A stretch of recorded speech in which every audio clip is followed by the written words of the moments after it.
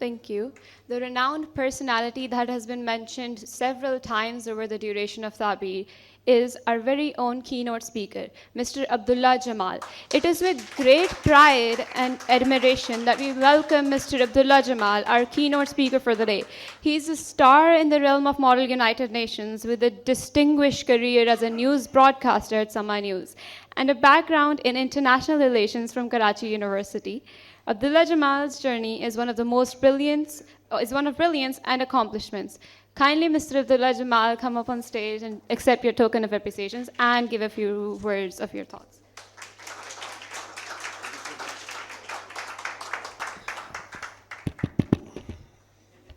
السلام علیکم. پہلے مجھے صرف یہ بتا دیں فیس بک لائیو چل رہا ہے؟ Thank you so much. With this very honourable sir Rahil Akhtar, sir Umar Ali Kazmi, ma'am Noor Saba Tauqeer, my elder brother very honourable sir Zeeshan Iqbal sahib, very honourable sir Junaid Iqbal, and very honourable guest, السلام علیکم.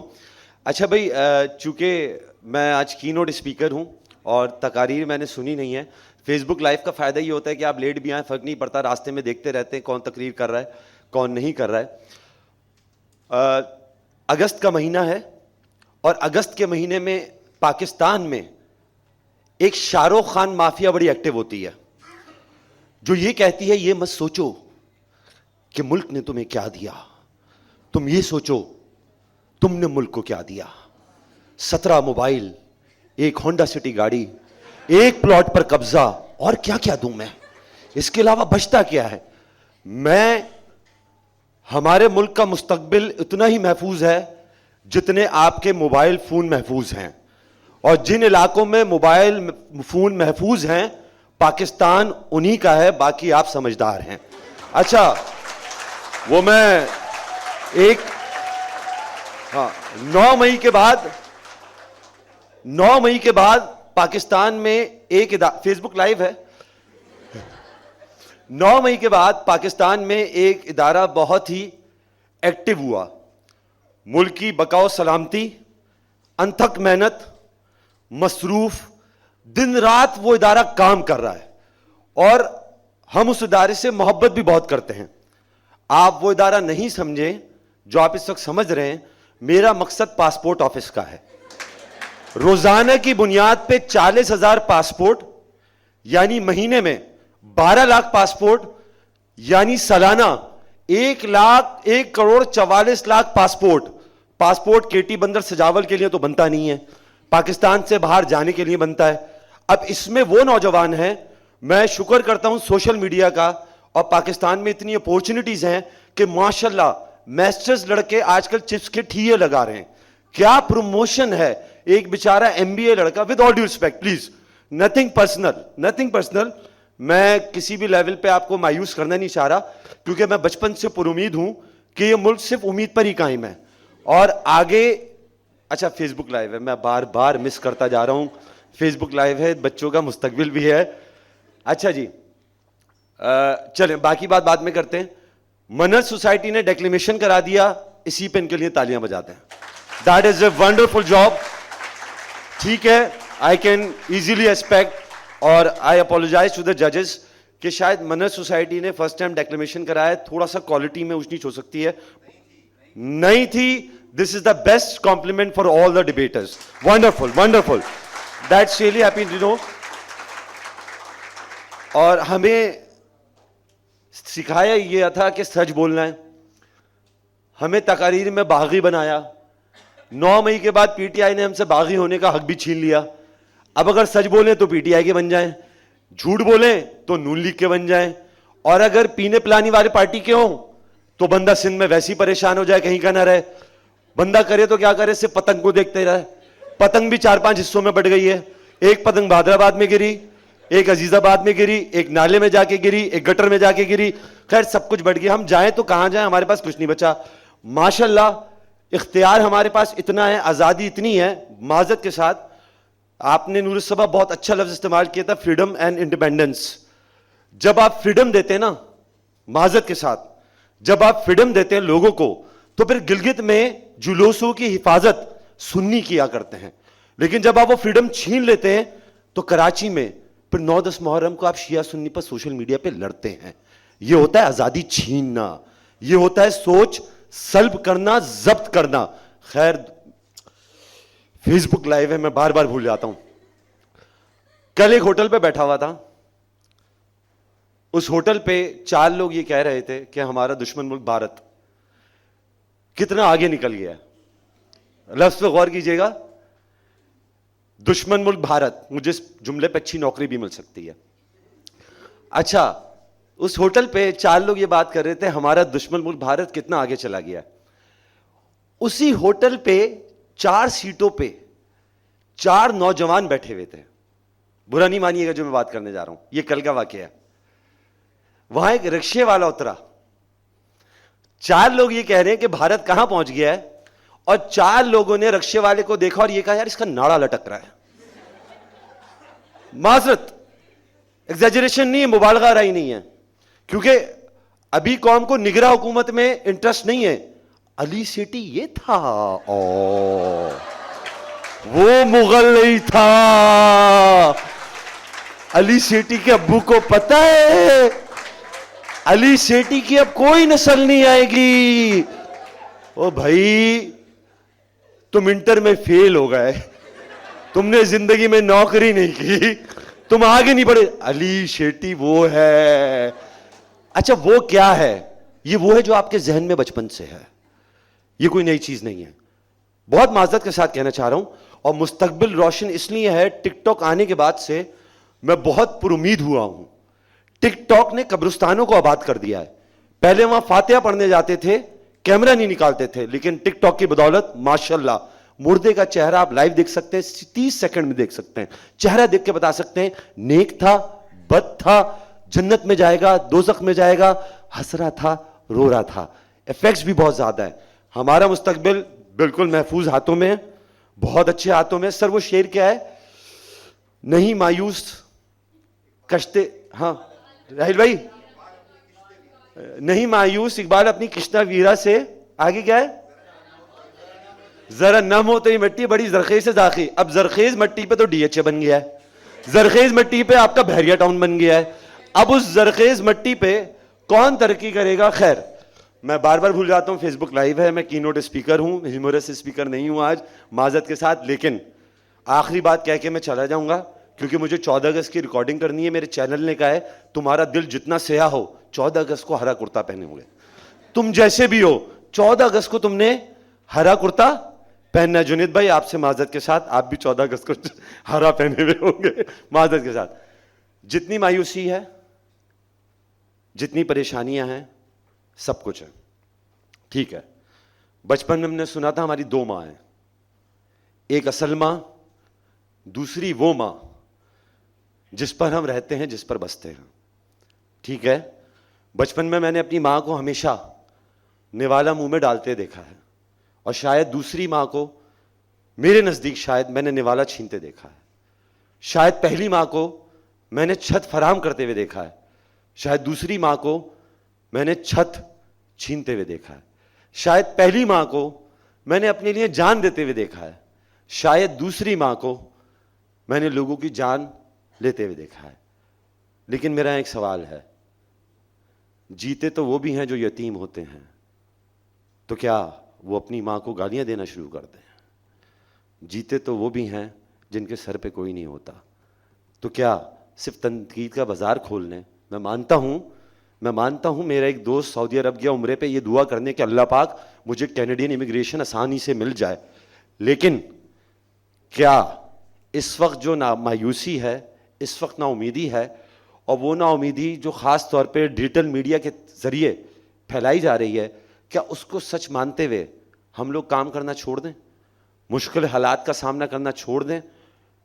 14 اگست پہ زندگی کے جتنے پچھلے سال تھے اس میں ہم نے موٹیویٹ کیا لوگوں کو, آگے بڑھو, آگے بڑھنا ہے, لڑنا ہے, اپنی محنت پہ کھڑے ہونا ہے.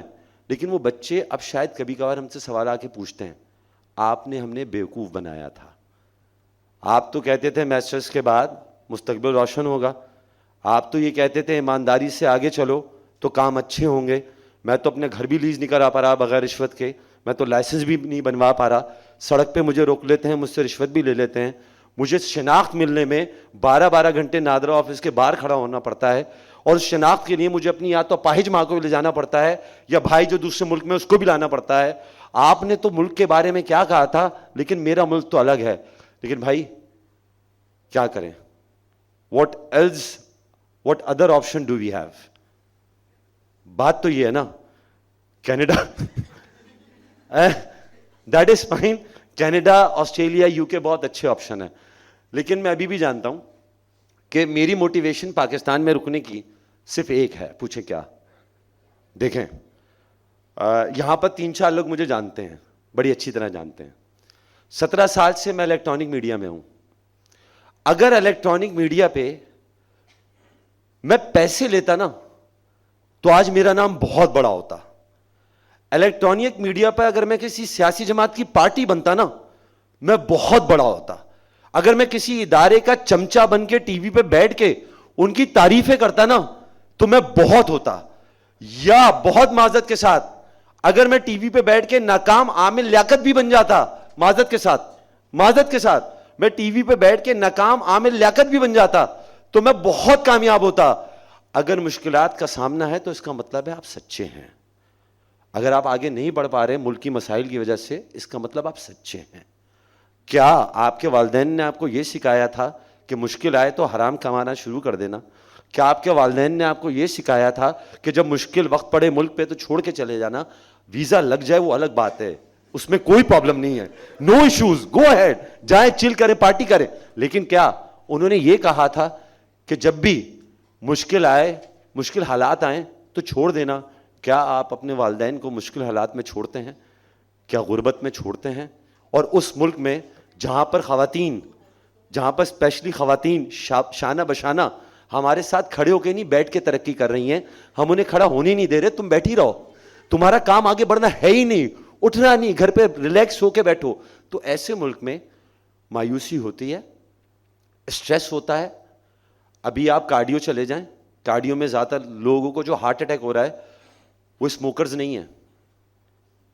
ان کا مسئلہ یہ نہیں ہے کہ وہ سگریٹ بہت پیا کرتے تھے, مسئلہ ہے انہیں اسٹریس بہت ہوتا تھا. جو انجائنا کے پیشنٹس ہیں آپ ان کو جا کے دیکھیں, آپ کو پتہ چلے گا. میں مایوسی نہیں پھیلانا چاہتا لیکن جھوٹ بھی نہیں کہنا چاہتا.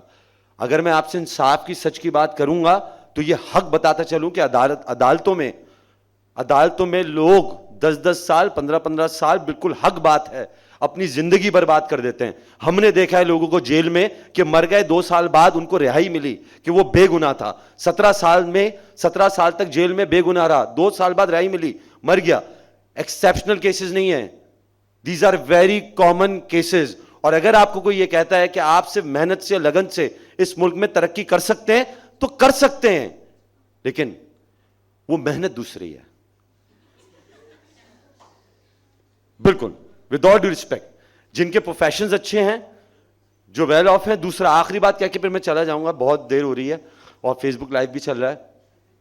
جس کا پیمانہ کامیابی کا یہ ہے کہ اس کو پیسے کمانے ہیں تو پھر وہ اپنی ترقی کا معیار یہ رکھے کہ میں پیسے کماؤں گا تو ترقی یافتہ ہوں گا. لیکن جس کے ترقی کا پیمانہ یہ ہے کہ مجھے باعزت زندگی گزارنی ہے, مجھے سکون سے زندگی گزارنی ہے, مجھے سچائی کے ساتھ زندگی گزارنی ہے, تو پھر یہ پیمانے الگ ہیں. آپ کو اپنا پیمانہ طے کرنا پڑے گا. پیمانہ طے کرنے کے بعد آپ کو 14 اگست کو یہ عہد کرنا پڑے گا سب کے سامنے کھلے عام. اس مرتبہ عہد کیجیے گا کہ اس ملک نے جو آپ سے لیا ہے اس مرتبہ واپس لے کے دکھائیں گے. اس مرتبہ آپ وہ چیزیں اس ملک سے واپس لے لیں گے جو ملک آپ سے چھین چکا ہے. خیر, بغاوت پہ اکسانا مقصد نہیں ہے. حقیقت جانیں, کسی ایک ادارے کے خلاف کھڑے مت ہوں, محنت کریں, تنقید کا سہارا لیں. ترقی کا پیمانہ محنت میں, جرت میں ہے, سچائی میں ہے. سچ بولیں, لیکن وہ سچ نہیں جو سچ الیکٹرانک میڈیا پہ بتایا جاتا ہے, وہ سچ نہیں جو ٹی وی پہ بتایا جاتا ہے, وہ سچ نہیں جو ڈیجیٹل میڈیا پہ چل رہا ہے. ہمیں معلوم ہے ہمیں کون سا سچ کہنے کو بولا جاتا ہے. ہمیں منع کر دیا جاتا ہے کہ کے الیکٹرک کے خلاف کام نہ کریں. کے الیکٹرک وہ ادارہ ہے جس نے لوگوں کا خون نوچ لیا ہے, لیکن ہمیں کہا جاتا ہے کہ ایڈز رک جائیں گے, کام نہیں کرنا. ہمیں یہ کہا جاتا ہے کہ سندھ بلڈنگ کنٹرول اتھارٹی کے خلاف کام نہ کریں کیوں ایڈز رک جائیں گے. ہمیں یہ کہا جاتا ہے کہ سوئی گیس کے خلاف نہ کریں کام, ایڈز ملتے ہیں. ہمیں یہ کہا جاتا ہے کہ نہیں, ایک اور کہتے ہیں لیکن ان کا نام میں نہیں لے سکتا, فیس بک لائیو ہے, نہیں کہا جاتا. ہمیں کہا جاتا ہے کریں, ہمیں آزادی دی جاتی ہے. تو جو دوسروں کا سچ ہے اس پہ مت جائے گا. آپ لوگ باشعور لوگ ہیں, پاکستانی لوگ ہیں, پیمانہ طے کریں, اللہ آپ کا حامی و ناصر ہوگا. اگر میری بات کسی کو برے لگے تو میں بہت معذرت کرتا ہوں, بہت زیادہ معذرت کرتا ہوں. کسی کی دل آزاری ہوئی میں بہت زیادہ معذرت کرتا ہوں. لیکن شاید اس شہر میں رہتے ہوئے لوگوں کا حال دیکھتے ہوئے تھوڑی مایوسی بڑھ گئی ہے. مجھے سب برداشت ہے, لیکن حلفیہ کہہ رہا ہوں, ابھی بھی حلفیہ کہہ رہا ہوں, چیلنج کے ساتھ. رات میں جب میں سول اسپتال, جن اسپتال جاتا ہوں نا, 65 یا 70 سال کی جب میں ماں کو دیکھتا ہوں, وہ باہر بیٹھی بھی ہوتی ہے کھلی فضا میں, شاید شیڈ لگا ہوا ہو لیکن بے آسرا بیٹھی ہوتی ہے.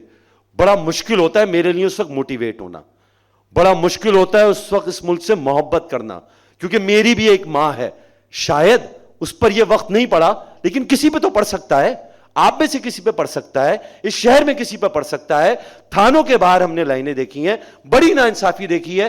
اس لیے ہمت پکڑیں, اس نظام سے لڑنے کی کوشش کریں. جو سچ ہے اس پر قائم رہیں. وہ سچ نہیں, دوبارہ کہہ رہا ہوں, جو ٹی وی پہ اور فیس بک پہ بتایا جاتا ہے, وہ سچ جو آپ جانتے ہیں. اللہ آپ کا حامی و ناصر ہو. بہت بہت شکریہ وقت کا. دوبارہ معذرت کروں گا, کسی کی دل آزاری ہوئی ہو تو معذرت.